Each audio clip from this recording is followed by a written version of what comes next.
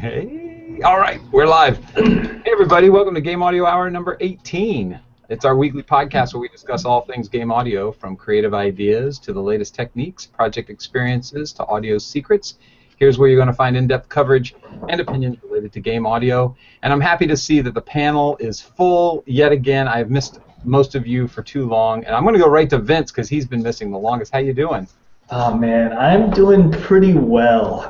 It's been a little bit tough these last 2 weeks, although last week was actually kind of a vacation time for me, you know, what with Memorial Day and all that. But I'm happy to be back on. Oh, that's great. And Mike, right next to you in the panel list, how are you doing? What's going on this week? Anything exciting? Well, kind of the opposite of exciting. I just spent a week transferring all my audio software and plugins to my new Mac, which is almost as bad as moving your residence, but the light is visible at the end of the tunnel, and I think I'm almost there. Moving your residence, but you don't get like a new pool and a gym to go to. Right. I mean, maybe depending on what kind of audio plugins you have, but I don't. No, that's a good point. Yeah, if you can afford a pool, you can afford the big audio plugins. And next in line is Jack. What's up, Jack? Hey, buddy, how you doing? I'm not saying it. You're not going to pull me into that. Nope, Right. nobody for me. We'll see. What's new, Jack? Tell us more. Don't just say hi and go away. I'm doing fine. I'm just hanging out. It's hot here. I don't like it. How far away from the coast are you there in North Carolina? Like 5 hours. Oh my gosh, that's a long way, huh? Yeah, I mean it's a few hundred miles, so but it's still just like sweltering here. So. Somebody told me once that the reason North Carolina and South Carolina are long like that and across the top is because at one time the states in the United States went from the East Coast all the way to as far as they had discovered into the West. Does anybody know if that's true? So like, I think go ahead. I think that is true. They kind of went to the Mississippi River, and that's where they stopped. And then just started getting cut off. Okay, well, enough about that. Let's go across the pond and then beyond, maybe going in the opposite direction to Japan, and say hi to Alex. Kyle, everybody, good to be here. It's sweltering. It's 9,000% humidity outside, and the monsoon is just kind of rolling in like a massive curtain of sort of wetness. So I've got mushrooms growing in my hair and like cheese behind my ears, and we're moldy, we're sweaty, and we're ready. Well, for everybody who doesn't, or for everybody, my God, where do I learn to speak? For those who don't know where things are in Japan, are you north, south, middle? I live in West Japan, so Osaka, Japan is kind of angled a bit like that, and I'm sort of right on the west, sort of in the middle on the west, i.e. very hot. That's all you need to know. Well, I tell you, that makes people don't know that before the show, Vince was talking about how much he likes humid weather. And Vince, I think you have a trip into humidity coming up, right? Oh yeah. Hello. Looking forward to being in Japan about 2 weeks from now. I think it's going to be really fun. I'm going to see if we can, Vince and I are going to see if we can meet up, so maybe we can do like a, I don't know, Game Audio Hour, live in Japan, special edition, 2 of us. That'd be a great idea. I want to do one at E3. I sent you guys an email about who's going to E3, and none of you wrote me back, so apparently I'm going alone. I don't think I got that email. So. I didn't get it either. So. I definitely didn't get that email. Did you dream that email? I think you No. wrote that email. I sent it earlier, and I'll pull up my sent messages, and I'll show you. I sent it to the game group. Huh. Anyway. Well, I'm definitely not seeing anything. Well, that I'm would not seeing explain that it. either. So my joke is shot. It's not. That's typical for me. So okay. So this topic, we have 2 of them, and one of them is, how did we word it? Free stuff. Let me pull up my sheet here so I can. Let me find my mouse. It always disappears on me at the last minute. There we go. So free tools for people starting out in music or sound effects, which I guess is my way of saying even if you're doing pro audio, you're looking for free tools. Game audio obviously is where we're focused on these free tools, but they obviously would cross over. And so we're going to do a setup where we talk about types of free stuff to get, and then we're going to round robin around. Is that what we all discussed before the show? Is that how we're going to do it? Yes. All right. Sounds good. I'm going to pull out my mega stop that I told you I was going to win. I was going to win this contest by having the most awesome free suggestions. Are you ready? We're ready. Hardware. Do it. Hardware. Did any of you think about free hardware? Because I thought, Yes. oh, okay, Jack, you and me arm wrestling. So I thought to myself, I can come up with all kinds of free software, but I got to have a place to sit. I got to have something to play it on. I got to have a computer to use. And I started thinking, well, can I get free hardware? I know how I get free hardware. And so who wants to go first with free hardware? Just be me or Jack, or do you guys have some suggestions? Well, you can go first since you're the king of free hardware. Don't be jealous. So, okay. Hey, Madam. He's in the chat room. So, free hardware, the first suggestion I have is Craigslist.org. Go to your for sale section, and in there is a section called free. Right now, here in Ventura, and I don't have to drive more than 50 miles to get any of this stuff I'm going to list. There's a computer desk, a 60-inch television, an upright piano, Wow. keyboard controller, and they're all free. I highly suggest, though, that you look them up on maps if you can to find out if you're going to some seedy neighborhood. Also, take a friend. But that's one suggestion. Also, as far as free hardware goes, and this is the last. Well, no, I guess we're going round robin. You're up now, Jack. That's my first. Oh, it's my turn.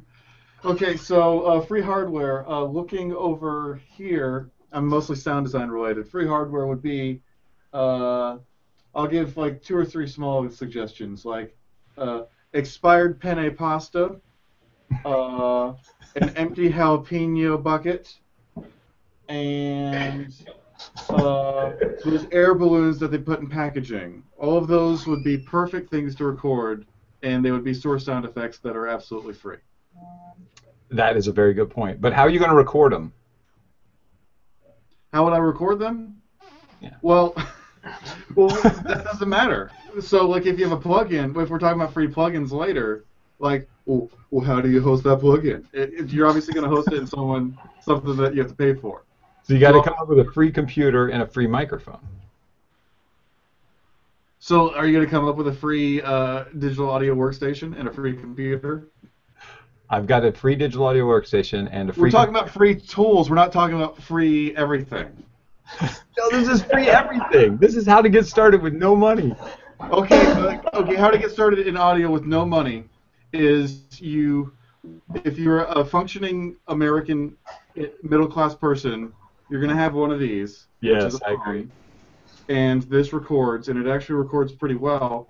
I like to tell the story that Damien Caspary told me about how there's a road cone hit sound in Uncharted 2 that was recorded with an iPhone 4. Because some of the sound designers were in a parking lot in the middle of the night, and they found a road cone, so they kicked it, and that sound is in a AAA game, and it was made with the iPhone microphone. Yeah, I agree completely. I couldn't come up with a free recorder. I couldn't find anything on Craigslist, and basically just beg, borrow, and steal from people that are already in audio and have moved beyond, and they've upgraded to some other piece of equipment. I know, like me, I've got a lot of stuff lying around. Some of it I'm willing to get rid of, some of it I'm not. So it's difficult to get a free. Yeah. I'm pretty sure you can find somebody that wants to get rid of a Zoom H4 regular, vanilla, because they're pretty crappy. Oh, I used mine as recent as last weekend. Well, that's your loss. Anybody else got free hardware suggestions? Because I have more. Here's an indirect way to get free hardware, and it's not quite what you're thinking of. But let's say you're a college student or someone with a very low budget, but you'd like to get started in audio production and you don't have your own studio. A wily way to kind of get free hardware might be an internship or an assistantship with another composer. It's a very practical thing. You might find that by slaving away at somebody else's studio, you're given some time with the gear. Maybe the composer will say, yeah, come in after hours, I'll give you the code to my security system, you can come in, you can noodle away and learn the gear, and you might, through this method, have access to better gear than you might realistically be able to afford on your own in the short term. So for the ambitious young game audio aspirant, this is something to think about. And even if you've got your own studio, maybe you can get your hands on some much better equipment through this kind of mentorship. That's super smart. I didn't think about that one. Like I learned Logic because I was interning for another composer at the time, and he had a big studio, but he also had Logic, which I'd never seen before. It's like version 2.6. I'm dating myself a little bit. Wow. But that's how I learned Logic and a couple of other software apps, in this case, that I wouldn't have otherwise thought to check out, and I got to use his real console and do some recording there. So it does work. That's true. That's true. That's a good suggestion. Alex, you got anything? Vince? Hardware. Well, I'm going to pull the fast one. I'm going to say your ears. It's probably the best free hardware that we've all got. Kind of a boring answer, I know, but the thing is that I think before you start really understanding sound design, you sort of need to get used to listening to sound in a different kind of way. And I think if you're listening to it with more of an objective, rather than just to parse it and understand it as a human, actually to sort of listen to the sound and think about how can I recreate this? How can I, using what tools that I have, how can I actually create the sound so that it sounds convincing? It's difficult to do that unless you're used to listening to a sound in a very analytical, almost scientific, academic kind of way. So I'm going to go with ears. Yeah, that's a very smart answer, actually. I remember when I'm still programming, but when programming was my only career, and I'm old enough that there wasn't an object-oriented programming, really. And it was all procedural back then. And when object-oriented came out, we all had to learn object-oriented programming. And one day it just kind of clicked in my brain, and I couldn't look at anything the same again. Like I would look at a car, and I would look at its tires, and I would abstract tire and think of all the different places you could use tire. And so nothing seemed the way it was. And then when I got into sound design, the same thing happened. You hear a bird, and you start thinking about what LFO frequency you would need to set that at to get the warble, It really does. It's a very good point. Vince, you're the last one. Yeah, so I guess I was thinking about this, and I realized that actually I have gotten some things in the past for free. And I think this is kind of along the lines of what you were talking about with older equipment that no one wants or is just willing to give away. We sort of take for granted that the stuff that we have is so awesome, but also the audio equipment from 10, 15 years ago, that's really perfectly useful. So I actually hooked one of my friends up with an audio interface that this other dude was trying to sell. It was Aardvark. I don't know if you guys remember the Aardvark company, but they used to sell very high-end sound cards. And then they couldn't really, he found that he couldn't actually sell this thing because they didn't have Windows 7 drivers available. But it was still a quality audio interface, and I had a friend that he wasn't looking to upgrade anytime soon. So he got a really nice audio card for free just because it was a defunct brand, but that doesn't change the fact that it works perfectly well with Cubase. So, a little bit of research into some of the stuff that was available 10, 15 years ago, that's still really good equipment now. Yeah, that's a good point, too. Well, the other suggestion I have is if you work for a company that does any kind of audio stuff, a game company, and you're a QA guy or something like that, go to them and ask them if they're getting rid of some equipment, because they turn that stuff over a lot, and they have to, I don't know what the law is everywhere, but I should put it this way. Some companies have an in-house, perhaps it's a law, financial law, but they have to recycle the equipment. They can't resell it. And so one way to recycle it is to give it to somebody in need. And we've been, I can't thank Neversoft enough. I mean, we've ended up with computer desks. We've ended up with a bunch of keyboards that keyboard controllers that have sounds in them. Onkyo's 7.1 receiver. They go, we got to get rid of this stuff. And if you ask, you may find that they're looking for an easy way out. And if you're going to pick it up and you're going to haul it off for them, they don't have to go to the recycling center. They don't have to deal with the paperwork. So that's another way that I recommend people to look for free hardware. Anybody else got another one? Round robin? Another one I have, there's actually an article on designing sound by Richard Gould back in April of this year called The Most Powerful Tool in Your Toolbox. And the article is about your mouth. which is a very excellent sound design tool. And it's that's a good point. That's a good point. Yeah, there's a lot that you can do with processed voice. A lot that you can do with processed voice and make it sound very convincing. Of course, you need a lot of plugins and a lot of DSPs and effects to make it not sound like a voice. But yeah, there's a lot that can be done. Good point. Yeah, absolutely. And also find places that are doing studio build-outs. I just got rid of 2 corner traps because it's easier for me to not ship them back. I over-ordered. I didn't need them. I kept them for a little while, like 6 or 7 months. But then I'm like, they're just in the way, and so I gave them away. So if you're looking for sound panels, that was my last suggestion for hardware. Find people who are building studios. There are lots online, a lot of them online. And just contact them and say, hey, I'm an up-and-coming guy. I don't know if you'd have any kind of, even broken ones, and I can do the repair. I get some wood glue and some nails. I think you might be surprised. So in essence, reach out to the place where you work. Reach out to people on Craigslist. Reach out to people who don't even know you exist, and you might be surprised if you're looking for some hardware. All right, software. Is that what we're doing? Okay. Here we go. Am I crackling? Because I'm on my old mic system that used to crackle. Am I doing okay? You're sounding silky smooth. Sweet. It's my Barry White voice. Mm-hmm. Hey, baby. Okay, software. So categorized, I say we go for utilitarian software first. And Jack, you're up. Audacity. Next. Wavosaur. I've never liked Audacity. I got to admit. Everyone says Audacity is the thing. But Wavosaur, I think, is the better free digital audio editor. Is Wavosaur out for Mac, or is it Windows only? Ooh, okay. I think Wavosaur is, in fact, Windows only. Because I would have to say, that Windows users definitely have the advantage when it comes to free tools, especially in the plugins land as well. There are so many more free like VSTs. Especially synths for Windows than there is for Mac. And that is so weird, considering Mac is the musician's machine. But yeah, that really is the case still. Well, I agree with you. If Audacity people are listening, I really want to love you, but I've had Audacity crash on me so much I finally just stopped even trying. Perhaps it's much better, but it used to crash constantly for me.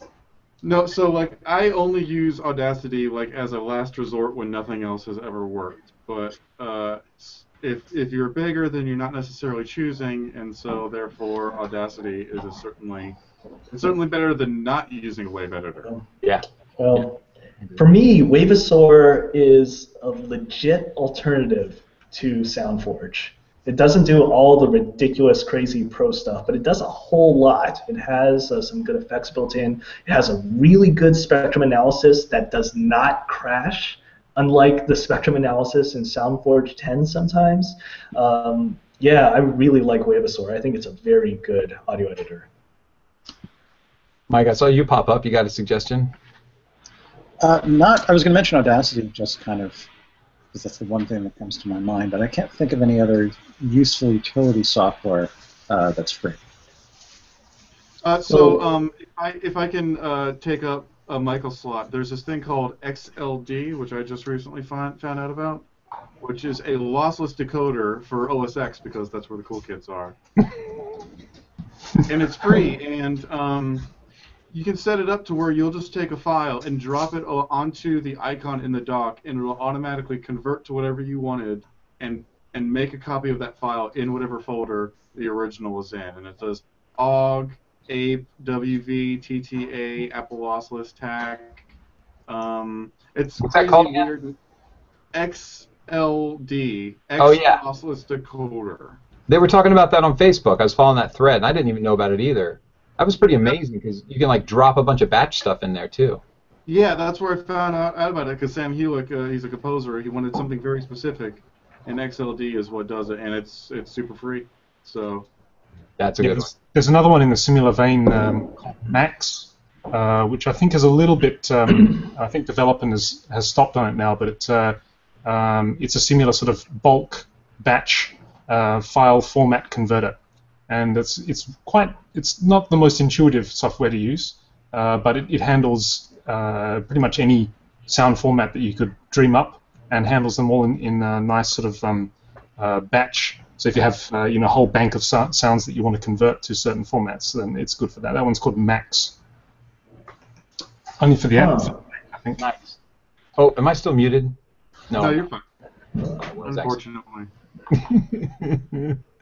Unfortunately. So let's see here. Other utility softwares. Anybody got any? Well, Matt in the chat room has mentioned Plug Bidual, which is a modular environment, and also Sound Files Merger is a free app that allows you to connect or disconnect multi-channel files. He says it might be Mac only, which is cool because how I know to connect or disconnect multi-channel files is SoundForge, which is Windows only. So. Yeah, good call. Good call. Thanks, Matt M. And another one that I wanted to mention was MIDI Patch Bay by notahat.com. So you end up running any out board gear, not presuming that you've gotten it all free. Then you got to get some MIDI stuff to go flying around. Then I use that a lot. MIDI Monitor by Snoise I also use to keep track of things if things are weird. So just thinking of a couple of MIDI utilitarian applications that are free.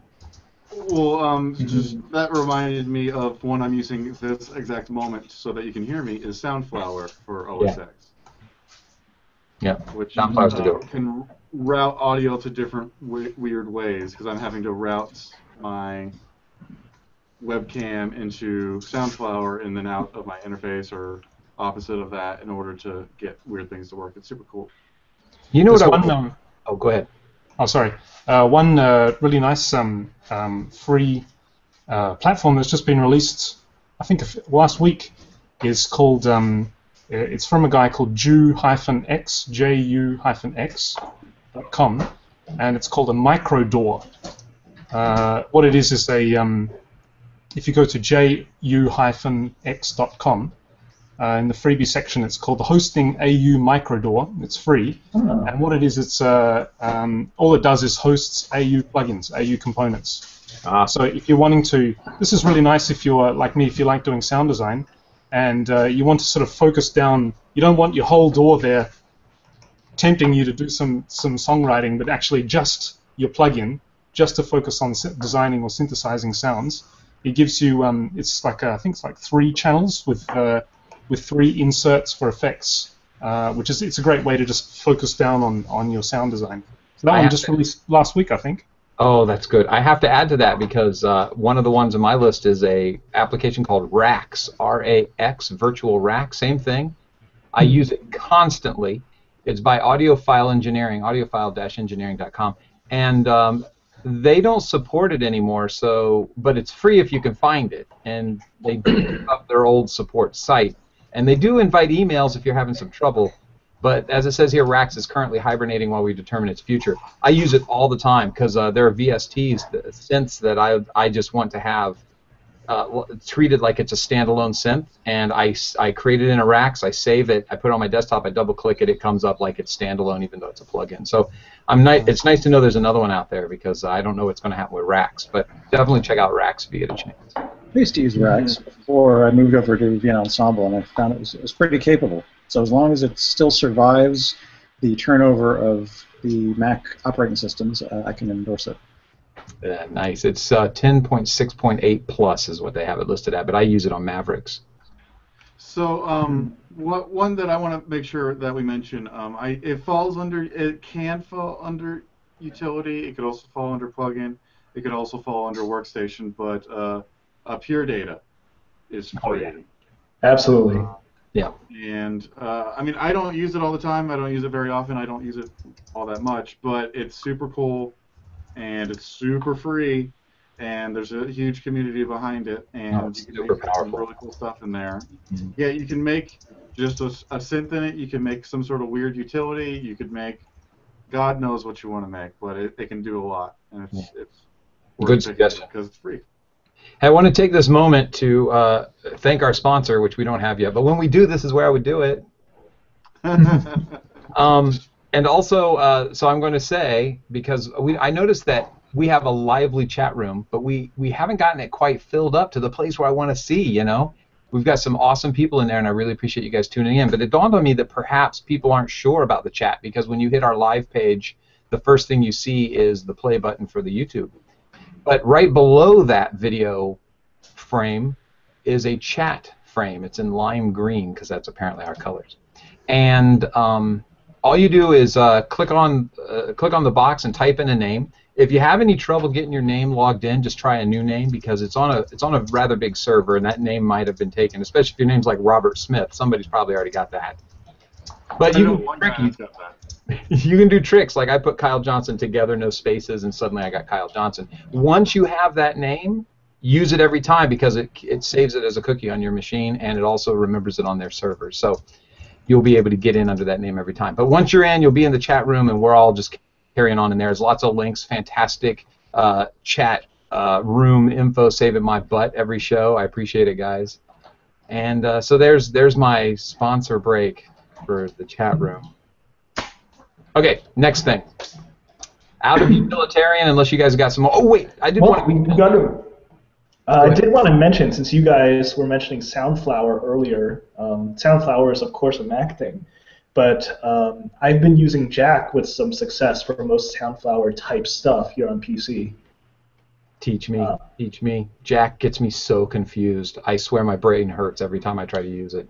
It is annoying, but I have been successful in getting it running so that I have I could have one sequencer actually feeding into another sequencer using Osio drivers.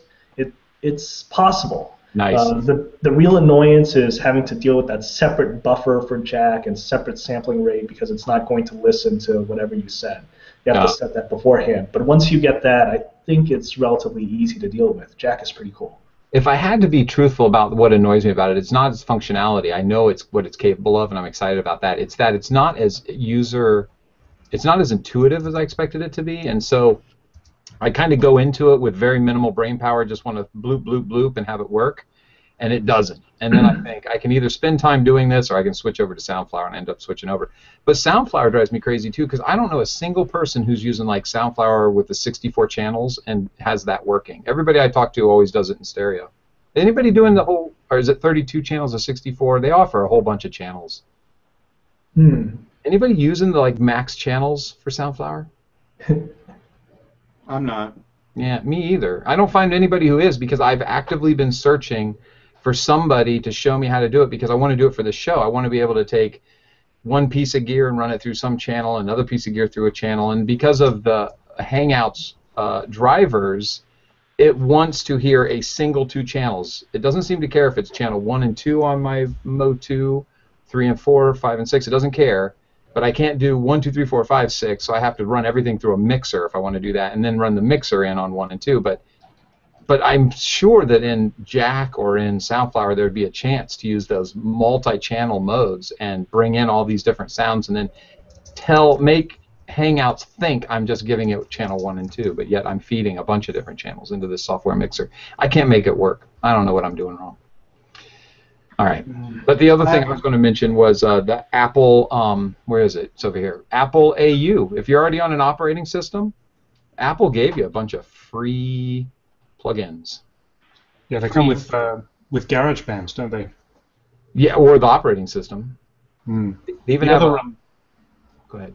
Oh, sorry. Yeah, while we're on a utility, the 2 big sources, probably I'm stealing a huge chunk out of your lists, guys, but 2 of the big sources of excellent utility plugins is Voxengo and Melder.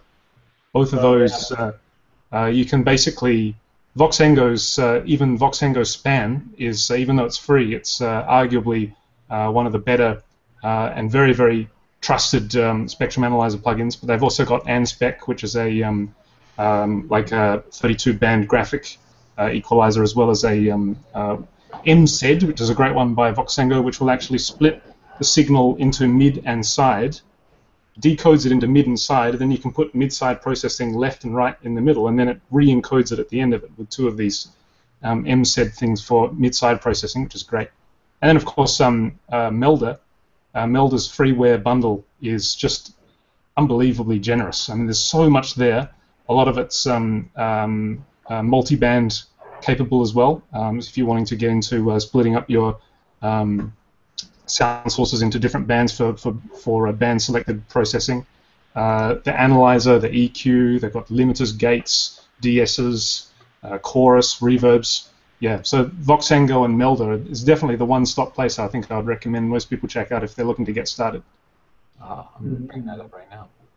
So before we move off of utility, I just remembered one of my favorite free plugins, which is also for Windows, so don't say I don't give Windows people any love, is Paul's Extreme Sound Stretch, or Paul Stretch, which, has everyone ever heard of Paul Stretch?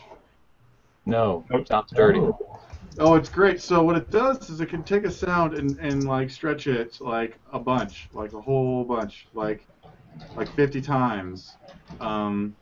Has anyone seen the new movie Dread, or the remake Dread that came out a few years ago, where it has like those, like when they go into slow-mo and all of the sounds, it's really stretched out? They're using Paul Stretch for that.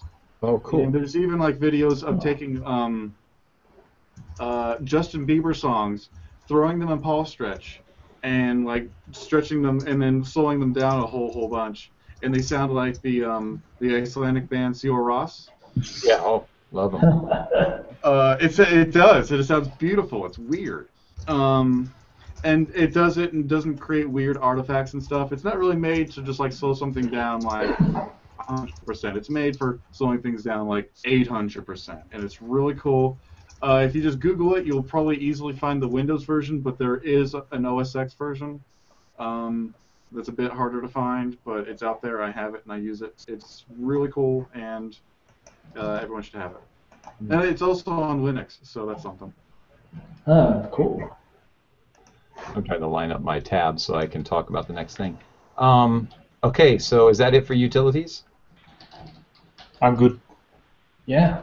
All right, so how about we do some composition tools? I was thinking, when I was thinking about this subject, I was thinking, what softwares do I need? Like, I need a DAW. Oh, we forgot to talk about DAWs. That's part of utility, right?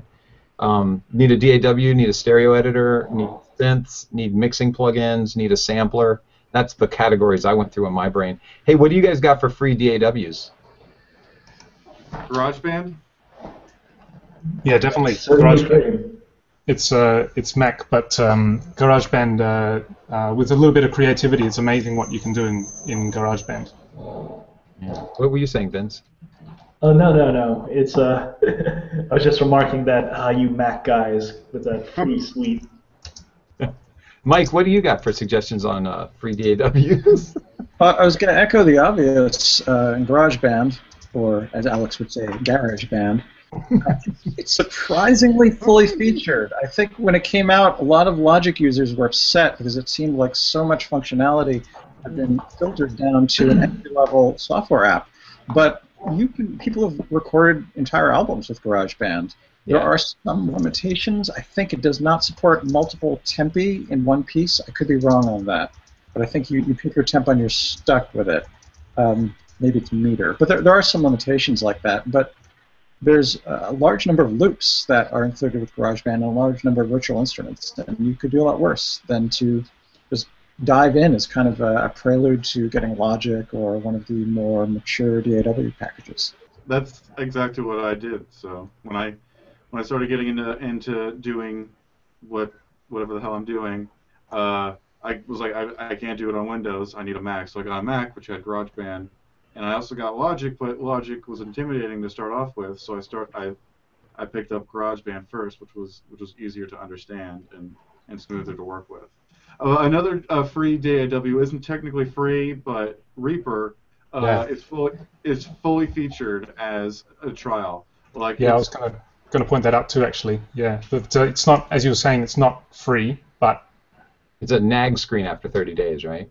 Yes, it has a nag screen, but it's a fully featured. So as long as you have no money, it's going to work for you. And then hopefully, as you start building up a portfolio or building up some free projects or mods or whatever, you can afford to pay the $60 that Reaper costs, and then boom, you're in business. And again, Reaper has a bunch of free plugins in it, which are really cool. They're super cool and work very well. So I think it's also important for Yeah, it's not technically free, but it's a wonderfully generous thing that they're doing for people starting up because it's very affordable.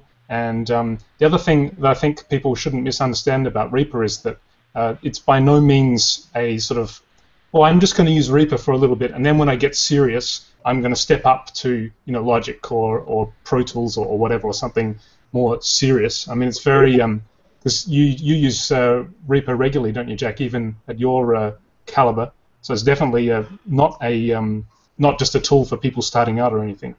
No, I started out doing music in GarageBand, moved to Logic, and then I started doing sound design in Logic, and I moved from Logic, and then I got Pro Tools, and then I went to Reaper. So I have Logic, Pro Tools, Reaper, Ableton, and for sound design I use Reaper, like, exclusively.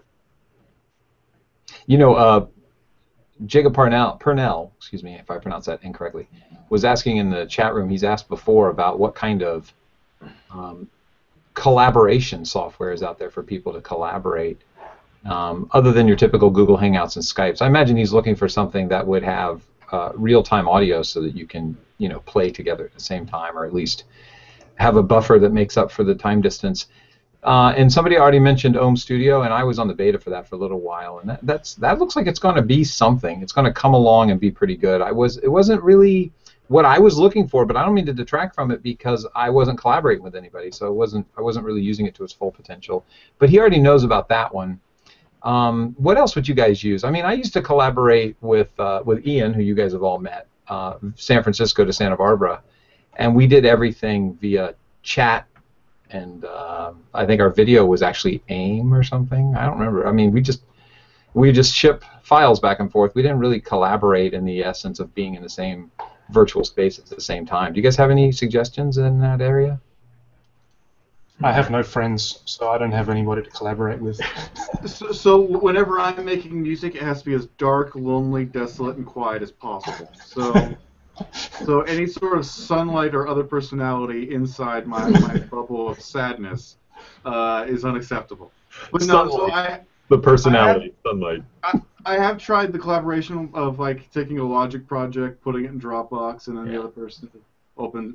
It never actually really works all that well. You could make it work if like you wanted to, but I don't know. Be in the same room. Plane tickets are cheap sometimes. Yeah, Matt M made a good suggestion, by the way, supporting the Ableton, which I had to get in here. For DAWs that are free, look for a light version of Ableton. Mike, do you have any collaboration software suggestions, or Vince, either one of you? Nothing per se, but I think it is worth reiterating that Dropbox is free, and it does represent a kind of collaboration software opportunity. And that's just a convenient place to put shared stuff that you can both grab, and it's got version history so that if you delete something and your partner didn't want you to, you can kind of resurrect it. And it's obviously not collaboration software per se, but it's a really useful tool for that kind of interaction. Yeah, I would about the cloud storage from Apple at WWDC today, which Mike graciously hosted a long thread of us being goofballs. Thank you, Mike, for that, by the way. But Mike brings up a good point about Dropbox just being a general utility. I actually have a really crappy laptop that I don't fully trust, but I still make music and sound design on it. So any project I'm making on that laptop, like that project is in Dropbox or it is in Google Drive, both of which you can have a certain amount of space for free. And so that right there, you have a free, safe backup for your projects if need be. Yeah, true. Sorry, I'm typing in the chat room. So, okay, well then that's it for utilities, composition. So we went DAW, so let's get started on that. It is 6:40 exactly, and I don't want to leave out the part about discussing item number 2, which is what should be on your demo reel, because I know I really wanted that answer a long time ago. I'm curious to hear what you guys have to say. So let's step it up, I guess, and let's go to samplers, free samplers. That seems to be the next tool in a composer toolbox. Yeah. So, and there's a couple. Well, let's see, samplers. I mean, there's a couple of interesting things. A lot of the stuff that's out there that's free are really sort of cut down versions of a lot of the big packages where it's more like a general purpose rompler in soft synth form. So, SampleTank, I like SampleTank, and they have SampleTank free now, and it comes with a really large amount of sounds, a really usable library there. There's Independence, which is still pretty good, even after that whole Yellow Tools to Magix thing. I remember looking around for it, and yeah, I guess Magix is still supporting Independence, and they've got Independence free, which is about a gig worth of samples in there, and they're pretty good. A lot of guys, when they ask me for what should I get for a pack of samples for their first go at composing stuff, and the first thing that I always lead them to is the EMU Proteus VX, which is actually a pretty solid representation of the old Proteus 2000 sounds. They're not fantastic sounds, but they're pretty good at mixing well with each other, which is really an important thing when you're wanting to make a whole song out of a limited amount of tools. But besides that, I think it's actually really cool to check out all of these sound font stuff. There's a whole lot of different sound font players out there, and there are a whole lot of really good SFZs that are worth checking out just to see how these things are made. Absolutely. So there's, I don't really use these things day to day, but downloading the Sonatina Symphonic Orchestra or an even older one that's a little bit harder to get because there's no website for it, but you can find a torrent for it, the G-Town Church Sampling Project. I use that all the time. And just looking at how these things were actually made, and if you start off with that, you really get a much better sense of what is actually happening when you've got your samples being played back. It's not just a black box that you're working with. Yeah. Yeah, I totally stand by sound font. Still use a lot of them today. And G-Town also, I use it through Contact as well. Yeah. Yeah, it's a good one. Of course, if you ever want to just find free stuff, just go to kvraudio.com, sign into your account, go to the plugins tab, and type the word free. There are, right now, when I did that, I don't know how many tabs. There's got to be 50 or 60 tabs of stuff I have to go through. You guys use KVR Audio? Yeah, I'm a regular. I think like their newsletter where they give updates. They sort of consolidate all the update notices of all soundware that they know about, and they synopsize it once a week. It's really handy. That's true. true. You can also set sort of favorite developers that you follow, and then they'll email you whenever that developer has an update to a plugin, which is a great way to, because plugins obviously, unlike applications, they don't inform you when there are new versions. Mm-hmm. But it's a great way to keep up to date on the latest versions of the tools that you use. That's a good idea. So I was out there today looking for free samplers because I couldn't think of one other than SampleTank, which Vince mentioned. I figured you guys would too, and I wanted to find another alternative. And I downloaded this one. It's free. It's called TX16WX, and it's by Quitech Music Software. So if you go to www.tx16wx.com, you'll see it. They have it. If you get the Pro version, you pay like $90 or $40 if you're not going to use it for anything. But the Pro version only adds some send and insert effects and some complex trigger switching. But the rest of it that you would normally have in a sampler is right there, and it's free. And I was pretty stoked about that. So I downloaded it and brought it up in Racks. It looked nice. I didn't get a chance to mess with it, but at least there are other alternatives out there. Any other samplers before we move on? Yeah, I think there are some tutorials. Just sort of echoing back to Pure Data. There are plenty of tutorials out there for, hey, you want to make a sampler in Pure Data, and, so hey, load up some stuff into memory, trigger it with MIDI. I think that's actually a pretty worthwhile exercise. Oh, that's worthwhile on a number of levels because if you understand technically how to create those things, you've upped your game in getting a job, or at least promoting yourself into a game studio. Absolutely. Okay. Here's an interesting philosophical issue: is the trade-off of time and flexibility versus money worth it for when it comes to a sampler or rompler plugin. And particularly from the perspective of a hypothetical college student or someone just starting out as a composer, I would argue that it's not. I would argue the best free sample device, is get a job and buy Kontakt, because you're going to participate in the world of soundware in a much more useful way, and you won't spend a lot of time dealing with compatibility issues and using kind of obscure libraries exclusively.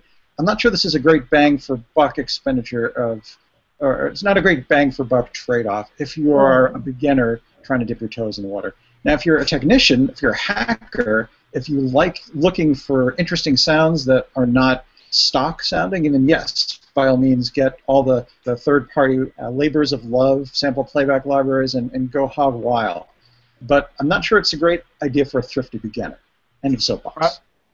I would agree 100%, because that's definitely complete would be, I would think, the number 3 purchase I would say to someone starting out in music or sound design is get a computer, get a DAW, and then get complete. And so once you get complete, it's going to have Kontakt, and it's going to have a bunch of other synths on it. And I think that's definitely the first 3 purchases to make. But this episode is about free stuff. Yeah, complete is what? I think the small version is $500. The ultimate version is over $1,000. Yeah, I know I haven't actually spent the money on that. I mean, I really liked Kontakt libraries, but it's completely worth it. I use pretty much every single part of complete. Maybe that's because I don't buy other things because I don't have any money because I bought complete. But this is why he has all that old rice-a-roni that he's suggesting people to hold on to. Hey man, that's great sound. I know, I tease. No, I swear by complete. For Christ's sake, I've gotten every single upgrade since I've originally purchased complete. But in the essence of sticking to free for this show, we could spend days talking about complete or Kontakt. And I agree. If you already have Logic, you do get the EXS24 Mark II sampler / sample playback unit, which is a little bit long in the tooth. But it has some very good basic sound libraries, a lot of synthy stuff, and I think kind of a brain-damaged version of the Vienna Symphonic library. So not free in the sense that you have to own Logic, but if you already have Logic, that is a very useful utility. And it's good for managing your own do-it-yourself samples, too. Yeah, Logic is, if you're on a Mac, Logic is arguably the best value, I think, because you get the EXS24, which is very low CPU and is just serviceable, as they say, but Logic will set you up with a whole slew of useful plugins to get started right away. Instruments, effects, samplers. Yeah. All right, I'm moving on to the next one. Let's go to, we've done stereo editors, basically. We've done DAWs, we've done samplers, we've got synths and mixing plugins. Right. Okay. I have a massive list. Do it. Do it fast, because I really do want to cover the demo reel. Okay, I'm going to do it really fast. Okay, firstly, I'll start with effects, EQ. I will go with Voxengo have great graphic EQs, Marvel GEQ, which is a linear phase graphic equalizer, which is 31 or 32 bands. They also have Overtone GEQ, which is a really nice, like a dual channel, I think the 6-channel graphic equalizer that adds overtones to your to the signal, which can be good for sort of sweetening up something. These are all free? These are all free. Wow. Tokyo Dawn Labs have released SlickEQ, which is a parametric with a number of really nice saturation models.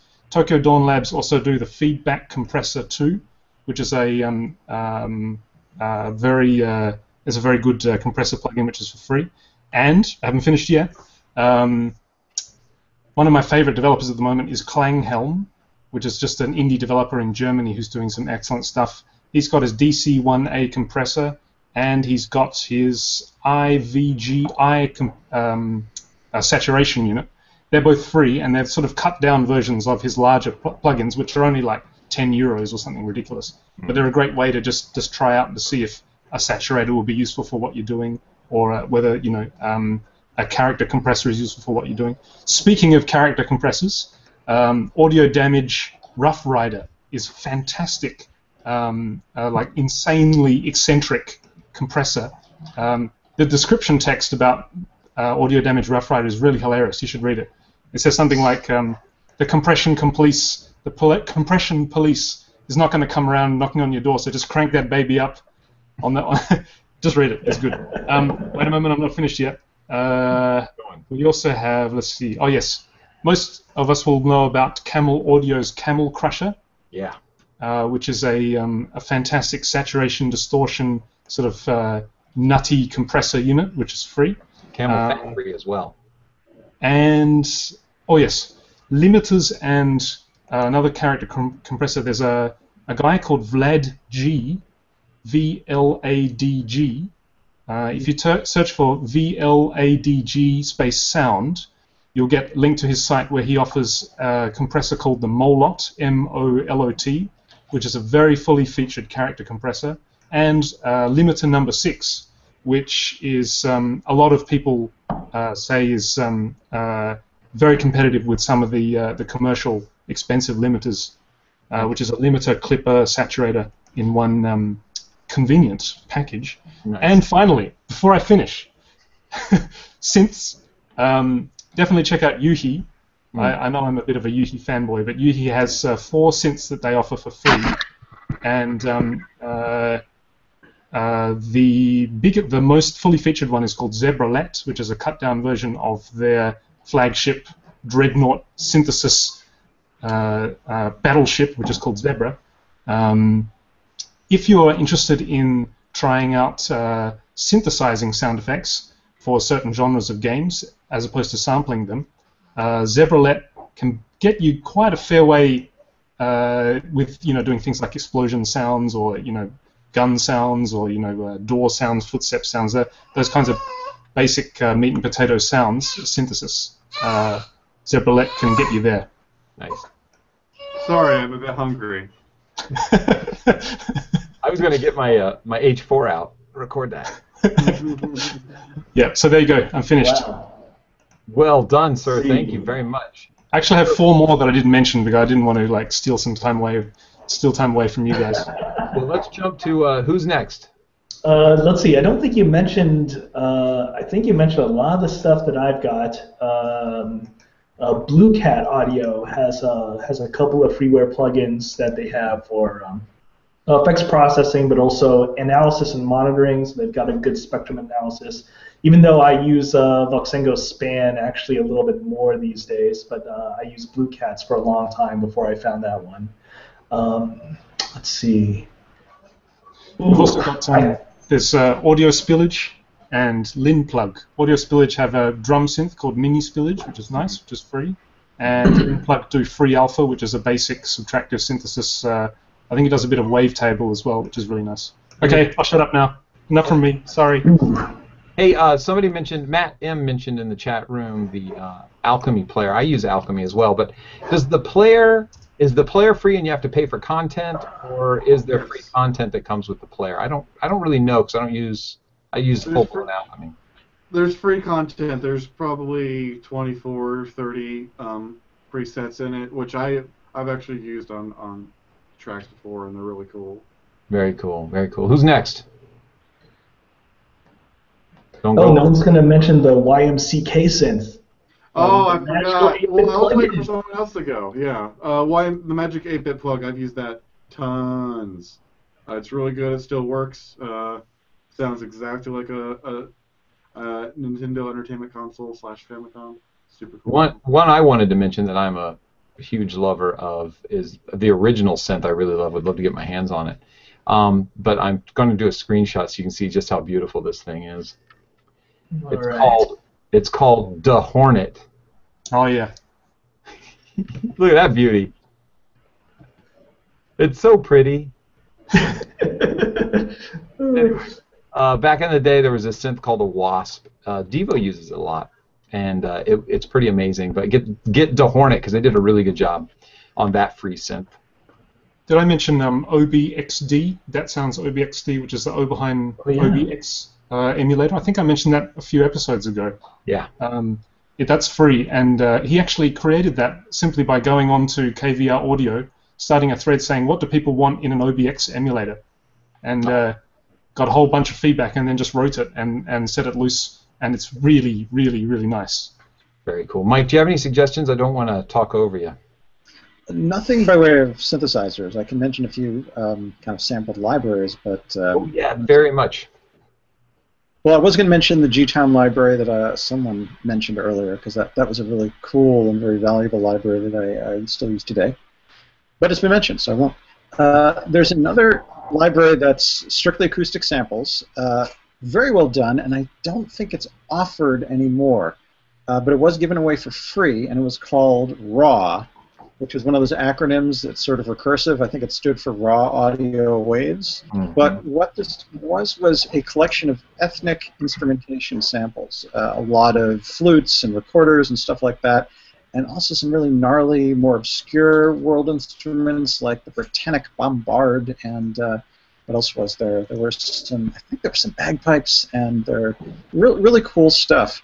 And it was very well recorded, I remember that. Didn't have quite as many multi-samples and articulations as a contemporary library would, but if you can find it out there, it's definitely worth grabbing. Some other sample libraries, if you go to sonicouture.com, oh, yeah. They have a free stuff tab that's got kazoos, raucous chords, speak and spell, broken toy piano, brush kit, music boxes. Mm-hmm. They used to have some more stuff that I'm not seeing. Glisten, which is like Christmas weird stuff. They used to have more that's not on here that I have, but nevertheless, they still have some cool free stuff. And while they're there, you can still get Sonic Couture's actual stuff, which is pretty cool. So that's true. We should check out like Imbertone, I think, is another site that has a bunch of free stuff. So go to some sample manufacturers, some synth manufacturer sites, and look for free stuff. That's another big one. All right, guys, what do you think? We good enough? Have we given enough? We're going to have 3 minutes on demo material? No, we're going to go over. Let's go. Okay. Oh, wait. I forgot a big one. There's a thing called CDP, which stands for Composer Desktop Project. You can get it for free, and you have to get to it through like a bash screen or something, but it does some pretty powerful stuff. If you do a search, this is how I discovered it. If you do a search on BT, the guy, the techno dude, and CDP, you're going to hit his video of him showing people how he uses it, and it's really, really super easy. But you got to know the commands, you got to type them in, but you can print out a manual. You can download the manual. Where you get it is unstablesound.net. That's where you're going to download the stuff from. I've been using that lately and having a lot of fun thanks to BT in that video. So, okay. That's well, I'm not done. I'm not. Go, Jack, go. Another utility would be SoundHack. Yeah. Yes. Which I don't know if you can get anymore, but it should be out there. I mean, it's got different things you can do. The coolest thing that I've ever used it for was change the header in a corrupted file and make it not corrupted. Soundhack.com. So that's definitely a cool one. And then there's this other one which I haven't used, but a friend of mine named Nyla uses Fscape, which has got some cool sound processing abilities in it. Google Fscape, you should probably find that one. Fscape, as in Frank? It could be, or it could be like Frida. You got to be picky. All right. Yeah. Are you done, Jack? Are you done? Yeah. Okay, guys, that was awesome and quite a rundown. What a lot of information there. So I say that by knowing that I'm going to have to search all of these unless you guys send me those links. Please don't make me watch this video and search for all that stuff. I forgot everything I said, so good luck. Everything will be listed minus the stuff Zach mentioned. Yes, please send me those links so I can put them in the show notes because, man, I have to look up all that stuff, and that is tedious. Okay, what should be in a demo reel? Okay, let's cut right to the chase. I want to put a demo reel together. I want to put one song on it and get hired to do the next score that they would regularly hire John Williams to do. What do I do? Go. Get a new job. Got the John Williams track and hope they don't notice. Did you say cop a John Williams track and hope they don't notice? Yeah, I mean, how many people remember Poseidon Adventure, right? Yeah, that's Daddy-O. Or There's take There was that Gilligan's super Island. horrible Indiana Jones movie. Maybe they won't know that, you know. Maybe Temple of Doom will slip by. I thought you were talking about I the new presume one. so. Oh, And so yes, Vince, please tell us what you first want. thing I would say is you can't have the song by itself. There's I get a lot of demos, and many of them are just, here are songs. It's just a YouTube link to just a song without any accompaniment, or a SoundCloud link, which is just a song. At the very least, need to have a video reference, and ideally, the song in context with the game being played. So that I get a sense of, oh, this is how the song fits with not just, what is the narrative that is being projected by this game sequence, but the game sequence itself, and fitting with the rhythm of the action and all the possibilities of sound design that can happen, and all the interactive possibilities for where you can go between different modes within the game. And if you have that, that's really cool. Then I'll start to actually take notice in a way that I don't for a SoundCloud link. And of course, beyond that, hey, here's the game, play the game. But I got to admit, it will take me. Usually, I let those things sit for a few days, maybe even a week, before I revisit it on the weekend if someone sends me a link to an actual game. Although that does really impress me. But if you have at least a video of actual gameplay with the music, then I start to take notice of what you are looking for, which is a position in game music. Same thing for game audio. I'm really surprised by how many people actually show me a YouTube link, and it's a black screen and it's a collection of just random sound effects, and that just doesn't work. It has to be in context. Either a whole sequence, a narrative that is played out with sound effects is really cool, but also showing it with a video so that I know that you have that mix of the audio taking your ear's attention, as well as the video taking your eye's attention, and they're actually balanced with each other, because it's very easy for that to not be the case, where, oh, why do you have all this audio here? I don't need that with the way this video works. Or similarly, oh, this video demands a particular level of audio, and you're not quite matching that. If you have video with your audio, then I actually take notice. Good, yeah. What do you think of a guy who wants to be a composer? Should he worry about trying to put sound effects in things? No. If you are a music composer, be a music composer. If you think you're a not good sound designer, don't put anything that is not your best work, that is not your best effort. If you think that you are a good sound designer and you can show something that is really cool with sound design and music in one segment that you're showing me, oh, you did this, the music and the sound, that's really cool. But if it's not something that you're really passionate about, you don't think you're all that great at it, I would say don't worry about it. Just show me your music, show me your audio. What about if to put things to cutscenes? Where do you suggest people go to get cutscenes to put stuff to? Well, YouTube has a whole lot of stuff. Twitch archives, alternatively, because Twitch is really great, and you could actually look for what individual games people might be playing. And usually those things are archived, if not on Twitch themselves, on YouTube, actually. So it's really easy nowadays to actually get game footage. It's pretty fantastic. I wish I had that sort of access 10 years ago. Yeah, yeah. Well, another thing I've realized too is that some people have, well, it has been said in the past, I don't know if it's still the same, that some people are afraid to use video because they're afraid they'll get sued for using it. And I have no idea what the things are. But that's really silly. Yeah, I think it's kind of silly too. But I'm just trying to put be the devil's advocate. But if you are applying at a company and they put out games that you like, then get some footage of that game, put your stuff to it. Don't be afraid that they're going to say, hey, you shouldn't have used our game. That's exactly what they want to see. Yeah. Absolutely. If you're applying to Square Enix, hey, here's some things that this particular development team used. Actually, that kind of reminds me of one thing that Square Enix did, which is, no, not Square Enix.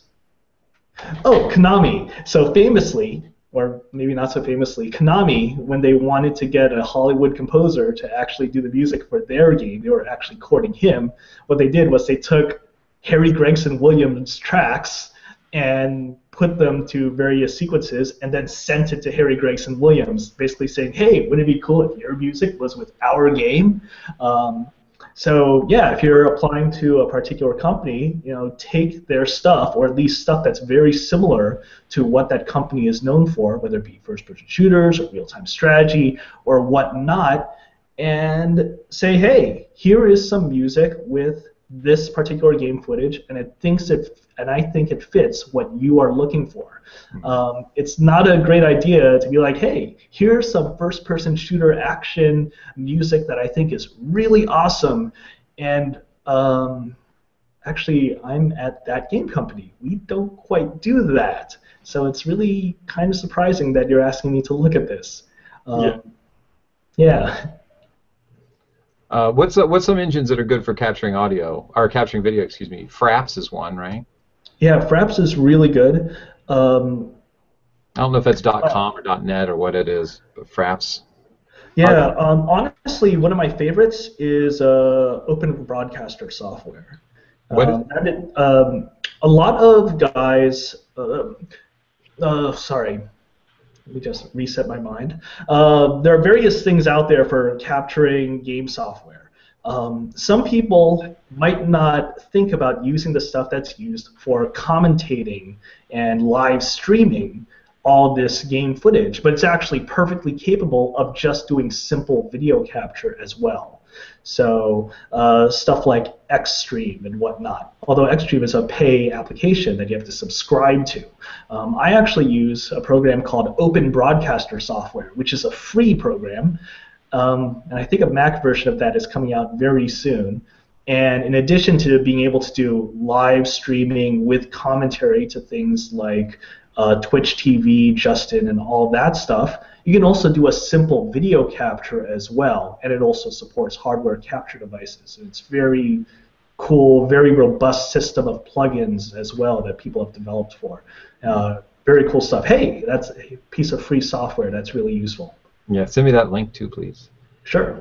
And Mike Shapiro told me about this one. Mac X YouTube Downloader is a free YouTube downloader, which I use all the time. Thanks, Mike, for telling me about that.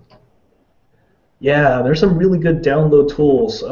I would recommend that you steer away from all the YouTube download websites that are out there, mostly because they tend to get out of date every few months as YouTube shuffles things around.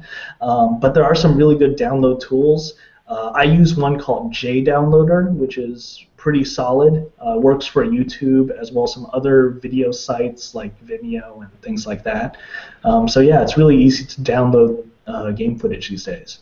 And of course, we have to say as quickly as possible because it's like a legal thing. Don't download anything. It's illegal. Your mother will hurt you, and you'll have to change your underwear. There, we've said it. So, okay, where were we? Oh, we were talking about demo reels. So, guys, what do you like to see on demo reels, or what do you think is important to place on demo reels? Your best stuff. Yeah. Good stuff. And should it be at the top? What goes to the top? The one you think is very best, or the one that is most relative to the company you're applying to, or should just well, do hopefully those things are hopefully those things are pretty close together. Yeah. And plus, it's a web page, so you don't want to be changing it because you don't know who's looking at it, right? So. Yeah, I got to admit, for me personally, I like hearing things that are different. I want to not just know your best stuff, but know your best stuff in the service of knowing you as a person and how you can stand out. Mm-hmm. So if you are wanting to do, I don't know, nothing against doing the whole filmic orchestral action sequences that go along with a Call of Duty set piece. Nothing wrong with that.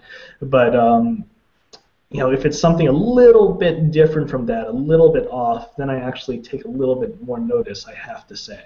When I think about, although it might be a little bit different for me, because when I think about making audio and music hires, I think about it in the service of making a hire as an employee for the company as opposed to hiring as a contractor, which is a little bit different. So that's why I want to be able to hear a piece of music that gets me to know who you are faster. I totally agree. I know some people are of the mindset that I should have on my demo reel a wide array of things that I can do. And nobody can do all of those things well. Do the ones that you do really well and apply for the positions or for the contract work that is related to what you do. And make sure that that stuff's on your demo reel. Because I get to see a lot of demo reels and they're really broad. And it's funny because I can tell the person knows because towards the bottom will be the stuff that they don't do well, but they put it on there anyway. And I'll think to myself, are they hurting their chances by putting it on there, or do I not care and it's okay because I heard some good stuff at the top? Well, two things happen. If it's on there, again, in the positions where I've been where I've had to listen to demo reels, and I'm not in that position anymore, but when I was, if it's on there, I'll go listen to it. And if it's not very good, it actually affects the opinion that I have of the composer. You know what I mean? Because two things happened.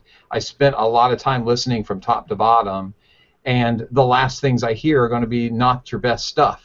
And so I start to think, oh, I got to get back up to the top, but now it's even costing me even more time. And I'm not subscribing to the idea, I will rail against this the rest of my life, that you've got 2 seconds to impress a person. It's impossible. Starting up a company, I found out that what we're building, people would say, what's your elevator speech? And I just got to the point where I'm like, I don't have one. It takes 10 or 15 minutes for me to explain to you what we're doing. And if you don't have that time, then you're the wrong person for us. And so a lot of people have the opinion that you have to impress them right away. Well, yeah, you have to make a good first impression, but your best song might be the third one in, and all you got to do is get them to go through the list a little bit. If your list is too big, you're probably pushing your luck. If your list is too small, then you should probably put some more stuff on there. But concentrate on what it is that you do well, and you'll find that you've got 5 or 6 pieces on there that are fantastic, and they may listen to 3 or 4 of them. How do you guys feel about that? Am I an asshole? I think you always have to. I think that's about right. Oh, sorry, Mike. Go. I was just going to agree with you. I mean, you want to take into consideration the amount of energy the person listening to the demo has to allot to your demo. And if they're listening to demo after demo after demo, it's better to have something focused and coherent than to dazzle them with their virtuosity. Because if you don't have kind of a theme to what you're doing, which is hopefully related to the project, it can be harder for them to remember it. You know, it's better to be, oh, he was the guy who did that really great action music or whatever, because at least you'll be that guy or girl who did something specific, and that will stick in the memory of the person evaluating the demos. Yeah. Totally agree. I think about the guys that I've hired and came really close to hiring. I'm thinking, oh yeah, it's that guy that did that really cool procedural music with the alternative tunings and did that really awesome concert with the app that he did for iOS in conjunction with his string quartet. It's like, okay, there's something really clear, and everything about what he presented to me was just so focused, as opposed to, oh, I did a little bit of this, a little bit of that, and let's put a little bit of that because you don't know music, or something, just going too crazy, too wild, too wide, and then you don't actually catch anything. Yeah, I found recently I was because I still submit for projects, and I decided I was going to do a comedy piece. My God, that's the hardest thing I've ever had to do in my life. I can't get over how hard it was to do comedy. I have a whole new respect for comedy, but you'll never see comedy on my demo reel because I'm not very good at it. Man, I'm trying to. You're going to do so. Alex and Jack, you are suspiciously quiet. I'm not really qualified to talk about what's good for a demo reel because, although I can say that I definitely agree with specialization over versatility. I think with what I do, because because I also do the graphics side of for the games for Winning Blimp, and we sometimes get sent portfolios and also from audio guys as well. And I think when you've got a whole broad range, these days the tools are available and it's quite easy for, I wouldn't say it's quite easy for anybody to do anything, but versatility is probably less impressive than extreme specialization, especially when it comes to visual artwork. Mm-hmm. I guess, like you guys are saying as well, when it comes to demo reels, it's certainly much more memorable and gives you a stronger impression to be that person who did that really well, rather than another one of those, people who did everything sort of quite well. Mm-hmm. Yeah, that's one thing I want to talk about on a future show is, can you have a sound?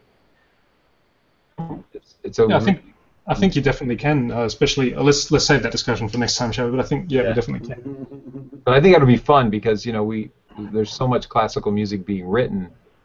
Can you have a sound? Like, I can identify a Bach piece or a Beethoven piece, but can anybody identify a Kyle Johnson piece? I don't think I can. I don't know what I don't. But anyway, that's a future show, and I think about it all the time. And of course, related to demo reels, if you have a sound, get it on there, because then again, I'm just getting started on a horror thing, and it's because I find that I'm comfortable writing in that kind of dark, scary place. So I don't know if I have a sound, but I certainly have a genre that I'm really strong in, and I try to focus on that.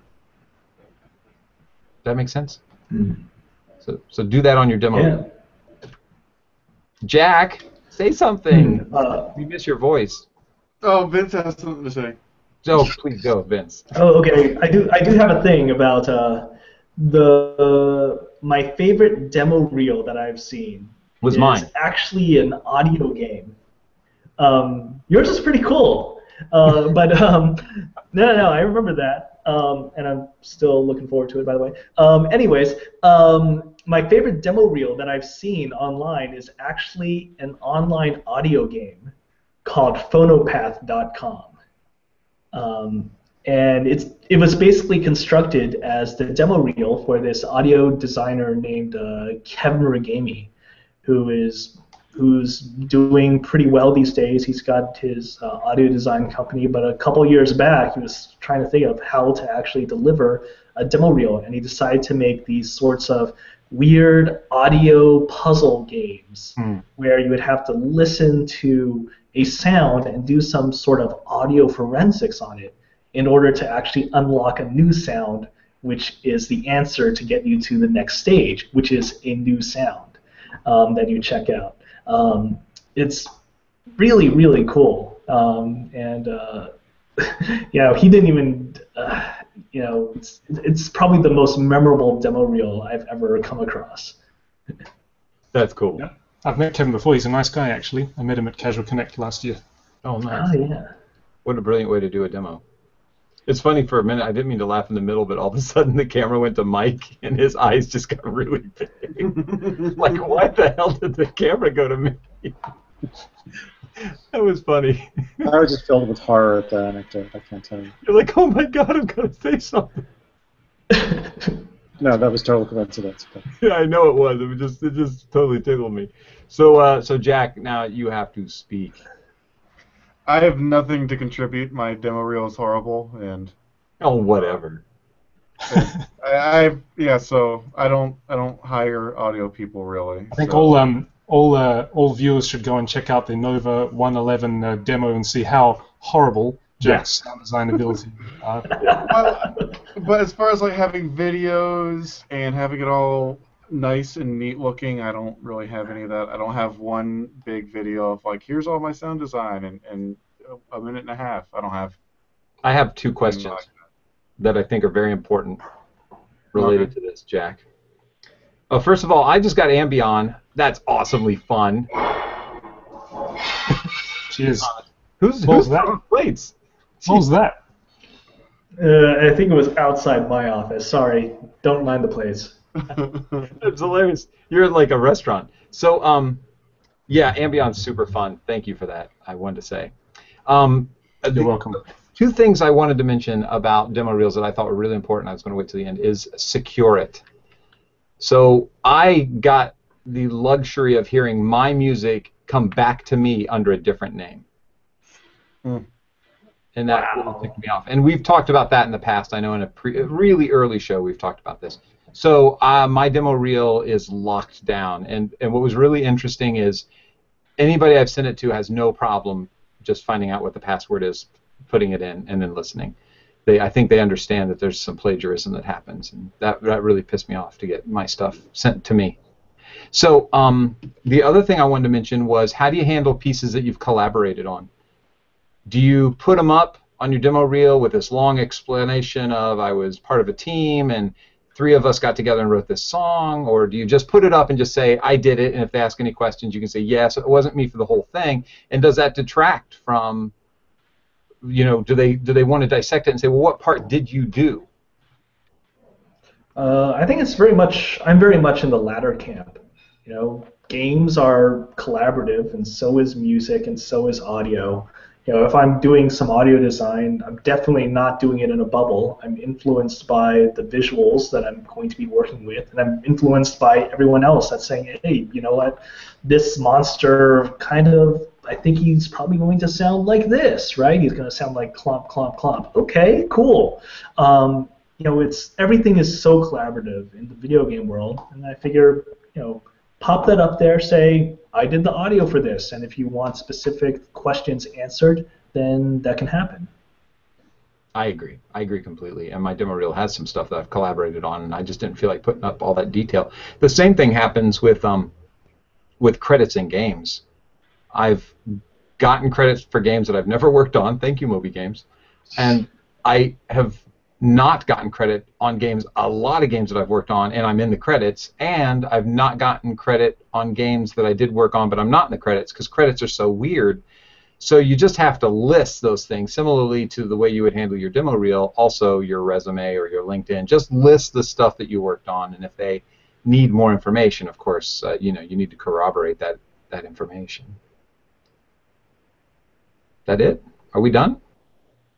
Yep. You guys everybody. You look so happy. All right. Who wants to promote something? Yeah. Go. Anybody? Did you guys fall asleep on me? Where are we? Jesus. Who are you? Yeah. Who am I? Right. So nobody's got anything to promote. I know Jack's got something to promote. Let me do it for you, Jack. You've got Nova 111. Wow. Uh-huh. Definitely check that out. I agree. Check that out, Kyle. You need to check that out at E3, because it will be at E3. You've got Designing Sound. Definitely go there. Mm-hmm. Is that it, Jack, for you this week? Yeah, that's it for right now. There's got to be more going on. Mike, have you got anything special going on? If you consider reinstalling every single plugin I own on a new Mac special, yes. Not really something I can promote, but it is something I am recovering from.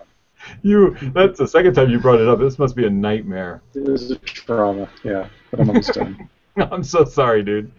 Alex, tell us some more. My partner at Winning Blimp and I, when we were at GDC in March, we set about recording about 100 minutes of video in our hotel room on my iPod, which we kind of spliced together into a sort of a vodcast, a video podcast, which we called Blimp TV. With wine, I watched. Yeah, we're sort of releasing one episode or so a month. And the last one we talked a little bit about Stradlift, which is our game coming up at the end of the year. So if you're really bored and feeling just a little bit masochistic, more masochistic than usual, then go to YouTube, type in Blimp TV, and you'll see the big Winning Blimp triangle logo, and that's where the action is. Thank you. We audio guys are so humble, and yeah, we are, aren't we? Yeah, we can be self-deprecating.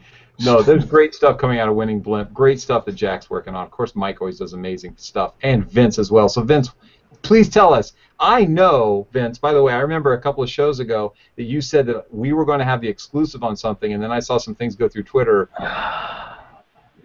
I'm very upset. Can you tell us what's going on over there? It's not in my control. That's the thing, There are things I would love to talk about. I don't take it serious. I'm just joking. Music things. No, but actually, seriously, there's something that's going to happen. I'll be like, yeah, this is cool.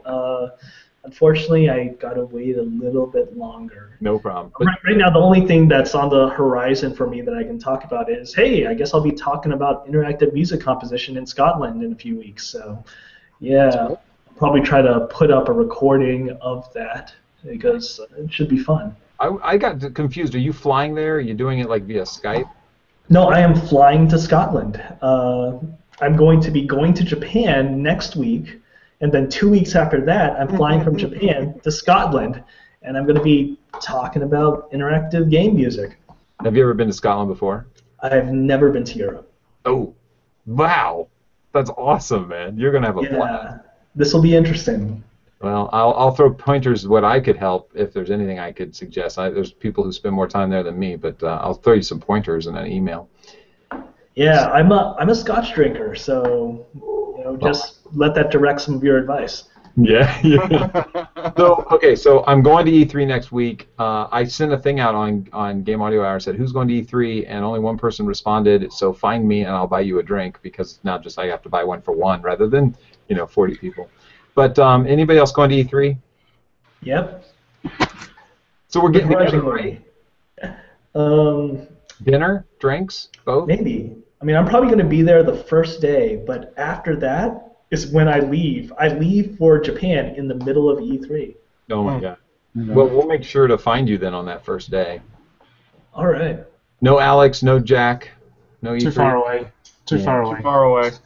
It's such a small event. We should totally plan this on the show. This is great material, guys. It is great.